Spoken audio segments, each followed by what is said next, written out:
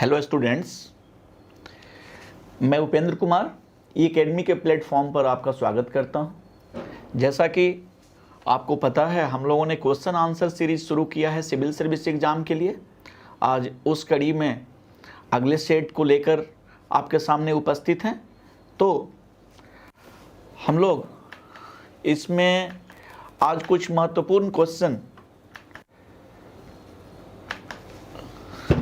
महत्वपूर्ण प्रश्नों की चर्चा करेंगे जो पिछले वर्षों में, विगत वर्षों में कई स्टेट पीसीएस और सिविल सर्विस यूपीएससी के एग्ज़ाम में पूछे हुए प्रश्न हैं। तो पहले हमारा टारगेट ये है कि ऐसे प्रश्नों के माध्यम से टॉपिक वाइज आपको एक्वेंटेंस एस्टेब्लिश कराया जाए कि आप समझ सकें कि क्वेश्चन का नेचर कैसा है। तो इस कड़ी में हम आज कुछ क्वेश्चन इंडस वैली सिविलाइजेशन से लेकर आए हैं और हमारे रेगुलर क्लास में टॉपिक भी यही चल रहा है। तो हम इस टॉपिक को देखते हुए, चीज़ों को समझते हुए आगे बढ़ रहे हैं ताकि इस टॉपिक में भी ज़्यादा से ज़्यादा आपकी कनेक्टिविटी एस्टेब्लिश हो, ज़्यादा से ज़्यादा आप कनेक्ट हो पाएँ और चीज़ों को समझ पाएँ। तो आइए हम लोग देखते हैं विगत वर्षों में जो प्रश्न पूछे गए हैं उन्हीं प्रश्नों की हम यहाँ चर्चा करेंगे ताकि आपको ज़्यादा यहाँ परेशानी ना हो सके कि टॉपिक आपने अभी बहुत अच्छा से कवर नहीं किया है। तो ये दोनों प्रोग्राम हम साथ लेके चल रहे हैं। टॉपिक को तो कवर कर ही रहे हैं और उस टॉपिक से रिलेटेड जो कंपार्टमेंट वाइज 20 या 30 जिस तरह के क्वेश्चन की बनती है, पॉसिबिलिटी बनती है, उस तरह हम लोग क्वेश्चन लेकर आगे बढ़ते हैं। तो आइए, आज पहला क्वेश्चन जो आपके सामने है, Indus valley civilization was non Aryan because first it was an urban civilization, it has its own script, it has an agriculture economy, it extends up to the Narmada valley. तो इसमें प्रश्न पूछा जा रहा है, इसको हिंदी में सुन लीजिए कि सिंधु घाटी सभ्यता एक आर्यन सभ्यता नहीं है, नॉन आर्यन है। क्यों? यानी क्योंकि ऑप्शन ए कहता है कि it was an urban civilization, यह एक शहरी सभ्यता थी, इसकी अपनी लिपि थी, it has an agricultural economy और it extended up to Narmada valley, Narmada valley से आगे तक ये बढ़ी हुई थी। यहाँ देखिए, अगर दोनों को कंपैरिजन करें तो इसमें सबसे इम्पॉर्टेंट जो नॉन आर्यन का फीचर जो बनता है वो अर्बनाइजेशन बनता है। क्योंकि देखिए, मोर एंड लेस आगे चल के स्क्रिप्ट वहाँ भी है, एग्रीकल्चरल इकॉनमी है ही और उस ज़्यादा आगे तक एक्सटेंड होना शुरू हो जाता है। लेकिन जो नहीं है वो क्या है? वो सिटी नहीं है, शहर नहीं है। सो ए ऑप्शन यहाँ करेक्ट है। यहाँ इंडस वैली नॉन आर्यन इसलिए है क्योंकि ये एक अर्बन है और आर्यन में अर्बनाइजेशन आ जाता है। अर्बनाइजेशन एब्सेंट है शुरुआती दौर में। जब आप देखेंगे कि बुद्धा काल में जाके पहली बार शहर बनता है गंगा घाटी में, जिसको सेकेंड अर्बनाइजेशन ऑफ इंडिया कहते हैं। तो इस हिसाब से आप देखें तो ये पहला आंसर सही है, जैसा कि डिस्प्ले हो रहा है यूपीपीएससीएस के एग्ज़ाम में 2010 में ये पूछा हुआ क्वेश्चन है। चलिए अगले क्वेश्चन की तरफ आगे बढ़ते हैं। The important reason to keep Indus valley civilization before Aryan civilization, यानी वो Indus valley civilization Aryan civilization से जो पहले की थी। Important reason to keep Indus valley civilization before Aryan civilization, यानी आर्यन से पहले उसको रखता है। तो इसमें स्क्रिप्ट्स, टाउन प्लानिंग और कपर।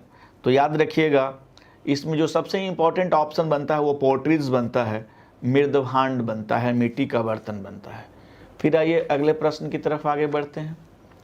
थर्ड प्रश्न है, the Indus valley culture was different from the वैदिक सिविलाइजेशन बिकॉज, यानी हड़प्पा सिविलाइजेशन में और वैदिक कल्चर में क्या डिफरेंस है, ये भी पूछा हुआ क्वेश्चन है।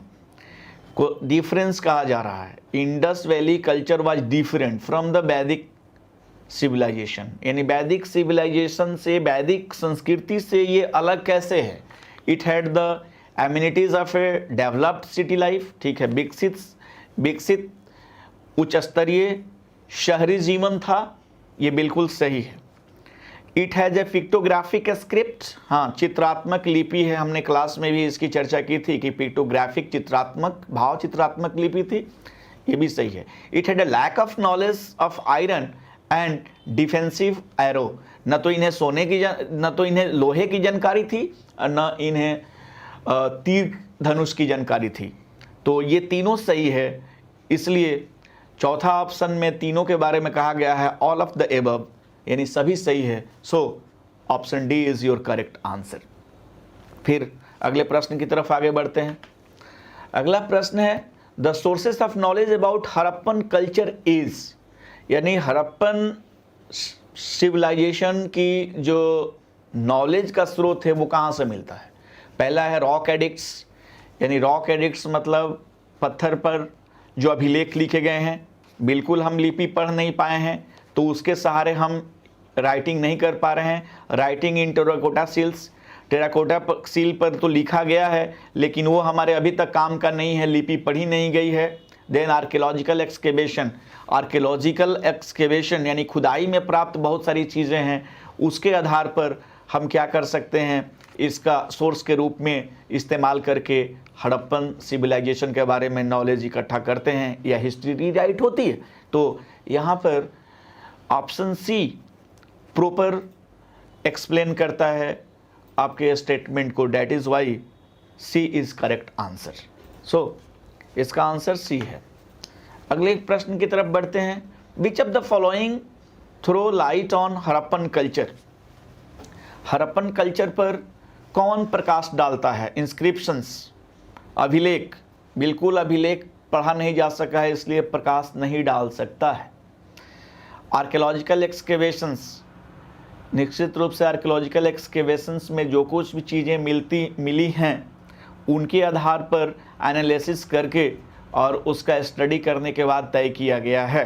Hand writing seals on the utensils, बर्तनों पर जो सील जो हैं उस पर लिखा हुआ चीज़ वो पढ़ा नहीं जा सका है। रिलीजियस बुक्स पढ़ा नहीं जा सका है, उपलब्ध भी हमारे पास नहीं है। सो यहाँ करेक्ट आंसर है बी, आर्कियोलॉजिकल एक्सकेवेशन के माध्यम से हड़प्पा पर प्रकाश पड़ता है और इसके बेसिस पर हड़प्पा की जानकारी मिलती है। यूपीपीसीएस के प्रीलिम्स एग्जाम 1993 में ये पूछा हुआ क्वेश्चन है, तो इस तरीके से इसको आप ध्यान रखें। Next, the main source of knowledge about the inhabitants of Indus valley civilisation is the discovery of, there are 4 options, seals, option B utensils, jewelry, weapons, tools, option C temple, option D scripts. यानी question को फिर हिंदी में समझते हैं। मुख्य स्रोत हड़प्पा सभ्यता के निवासियों को जानने के लिए कौन यूज होता है। सील्स, हाँ यूज होता है। यूटेंसिल्स, बर्तन यानी पोट्री होता है। ज्वेलरी, निश्चित रूप से कुछ हथियार, कुछ टूल्स, हाँ ये भी होते हैं। टेम्पल नहीं मिला है एविडेंस, स्क्रिप्ट्स मिला है, पढ़ा नहीं गया, अभी तक यूज नहीं हो रहा है, इसलिए बी प्रॉपर ऑप्शन है। बी इसको एक्सप्लेन करता है, सेटिस्फाई करता है। So B is correct answer. Rajasthan administrative service के एग्जाम में 1996 में ये पूछा हुआ क्वेश्चन है।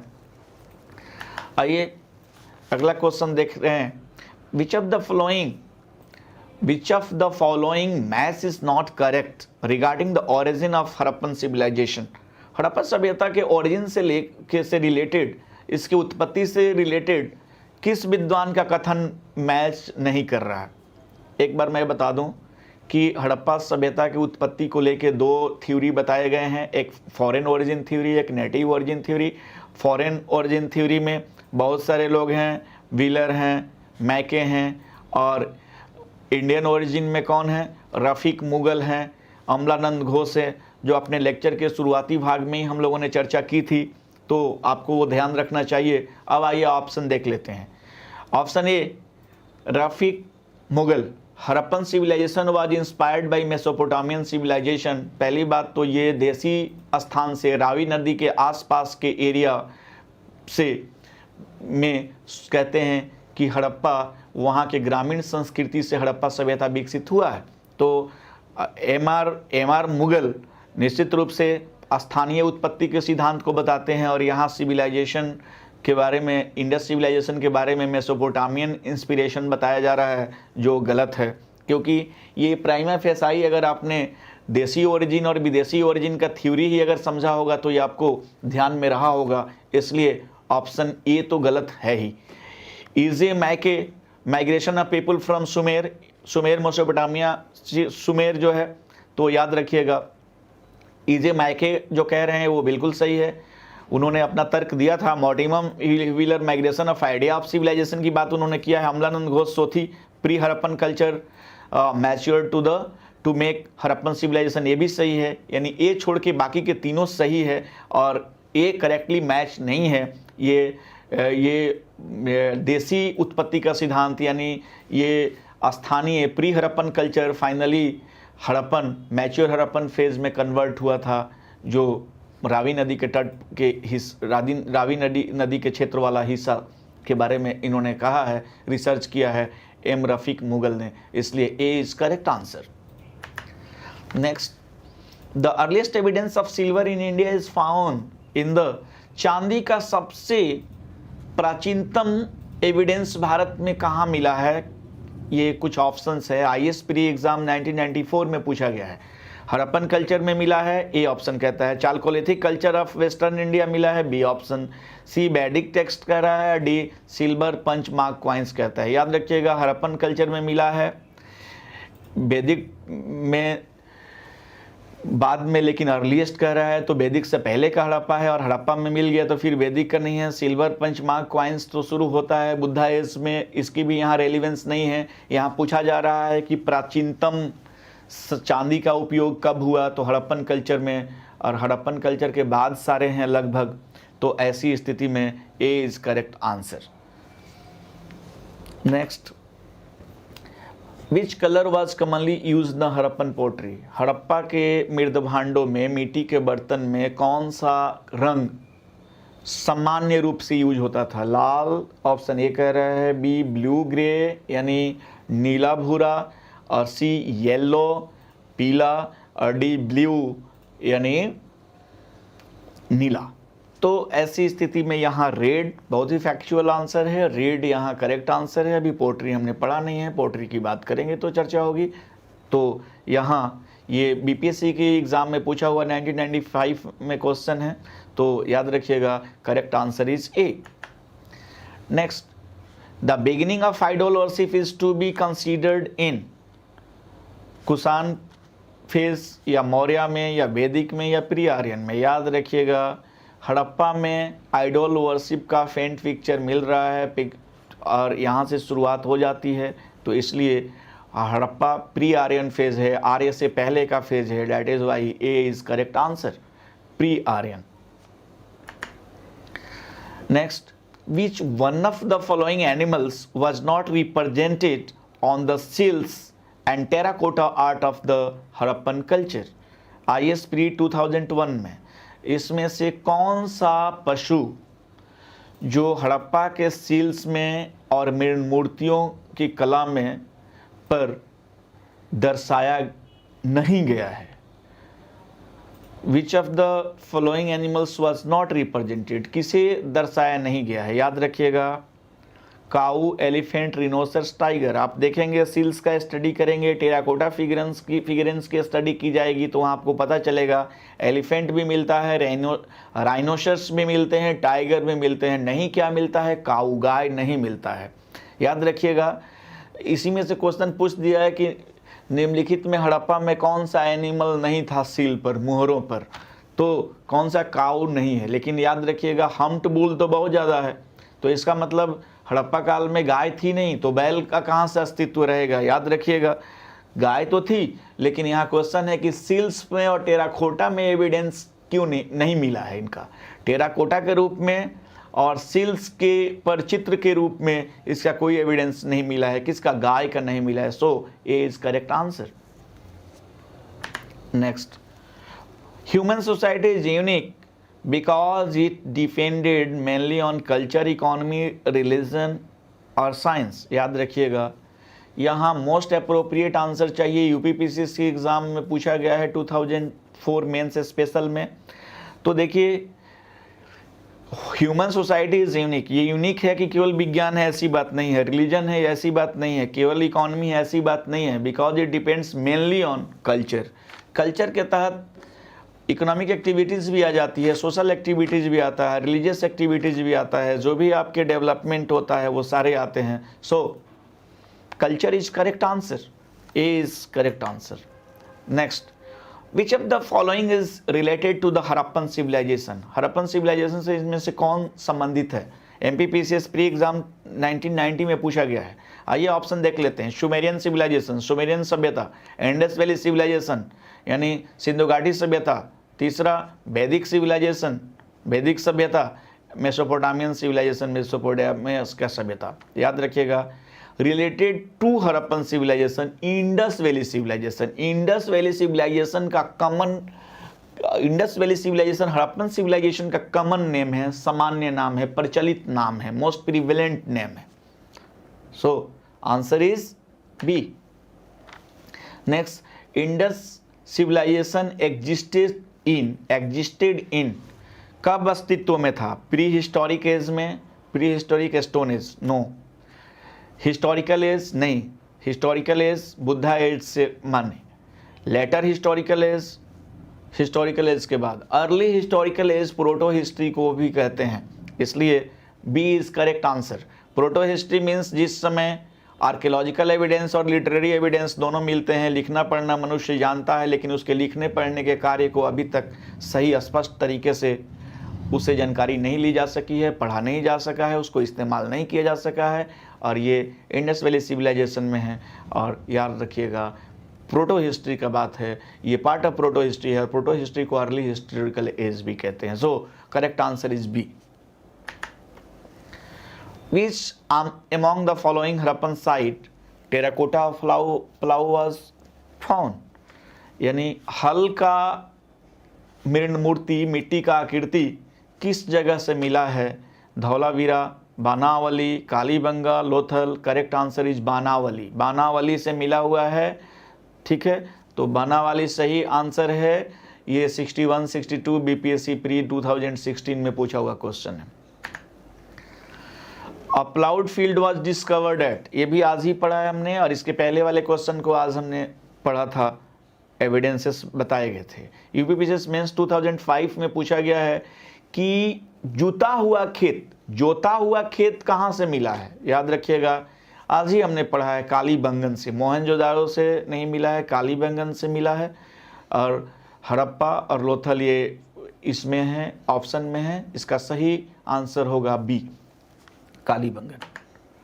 Next, the great bath was found from the Indus valley civilisation at, ये भी आपने आज ही पढ़ा है, और ये बहुत ही कॉमन फैक्ट्स है, आपको जानना चाहिए। एग्ज़ाम में अभी आए या ना आए, इससे कोई बहुत बड़ा अभी बहस नहीं है, लेकिन ये ऐसे फैक्ट्स हैं जो जानना होगा, क्योंकि राइटिंग करने में भी इन चीज़ों की ज़रूरत पड़ेगी। So Mohenjodaro is the correct answer. UPPCS prelims exam 1922 में पूछा हुआ क्वेश्चन है। Next question, the great bath was found at the archaeological site of, यानी किस पुरातात्विक स्थल से ग्रेट बाथ, वही क्वेश्चन है रिपीटेड। यूपीपीसीएस 2010 में उत्तराखंड, यूडीए में 2007 में पूछा हुआ क्वेश्चन है। फिर एक बार मोहनजोदारो आंसर होगा, option C is correct. Next one, which of the following statement about the Indus civilisation, which of the following statements about the Indus civilisation, इसमें है कि ये देखिए कि क्या इसमें which of the following statement about the Indus civilisation is first, accurate drainage system in cities, trade and commerce were in the advance stage, worship of mother goddess, people knew about iron. यहाँ देखिए question में थोड़ी सी आपको modify करने की जरूरत है। Which of the following statement about the Indus civilisation is not correct या नॉट ट्रू, इसमें से कौन सा ऐसा कथन है इंडस वैली सिविलाइजेशन से रिलेटेड जो सही नहीं है? तो आज ही आपने पढ़ा है कि एक्यूरेट ड्रेनेज सिस्टम उनका था, लंबी दूरी की व्यापार का एविडेंस मिला है, मदर गॉडेस की वो पूजा करते थे, लेकिन पीपल न्यू अबाउट आयरन के बारे में वो नहीं जानते थे। यहाँ लिखा है जानते थे, तो आंसर गलत कौन होगा? डी, 19 का डी इज रॉन्ग, 19 का D option is wrong, so your correct answer is D.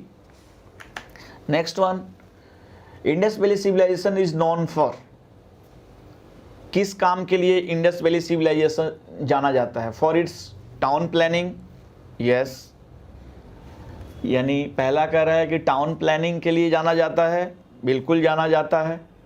तो इस हिसाब से सी आंसर तो ख़त्म हो गया, क्योंकि 1 है लेकिन इसमें सी में नहीं रखा गया। For Mohenjodaro and Indus valley civilisation is known for town planning, for Mohenjodaro and Harappa बिल्कुल सही है। फॉर देयर एग्रीकल्चरल वर्क बिल्कुल सही है। फॉर इट्स इंडस्ट्रियलाइजेशन, ठीक है, फॉर इट्स, यहाँ औद्योगिकरण भी हुआ था, बहुत सारे उद्योग बनाए गए थे, एग्रीकल्चरल वर्क हो रहे थे, हड़प्पा एंड मोहनजोदड़ो यहाँ बहुत विकसित थे, और इस टाउन प्लानिंग भी यहाँ विकसित थी। इसलिए चारों ऑप्शन सही है, that is why D is correct answer, all the above. तो इस तरीके से आपने 20 क्वेश्चन देखा, और इस तरह के वीडियो आपको मिलते रहे, इसलिए आप चैनल को लाइक करिए, शेयर करिए, और आप इससे जुड़े रहिए ताकि आपको अर्ली नोटिफिकेशन मिल जाए। और इस तरह के डिस्कशंस जो सिविल सर्विस के एग्ज़ाम में पूछे हुए क्वेश्चन हैं, और उसके बाद हम इनोवेटिव के क्वेश्चन का सीरीज शुरू करेंगे टॉपिक वाइज सिविल सर्विस के लिए, ISPCs के लिए, वो भी आपको मिलते रहेंगे। तो इस तरीके से आप चैनल को सब्सक्राइब करिए, शेयर करिए, और ज़्यादा से ज़्यादा अपने दोस्तों को जोड़िए ताकि वो भी लाभान्वित हो सकें। तो आज का क्वेश्चन के सीरीज़ में इतना ही, तो आप बने रहिए, आगे आपको नोटिफिकेशन मिलता रहेगा। तो थैंक यू, टेक केयर।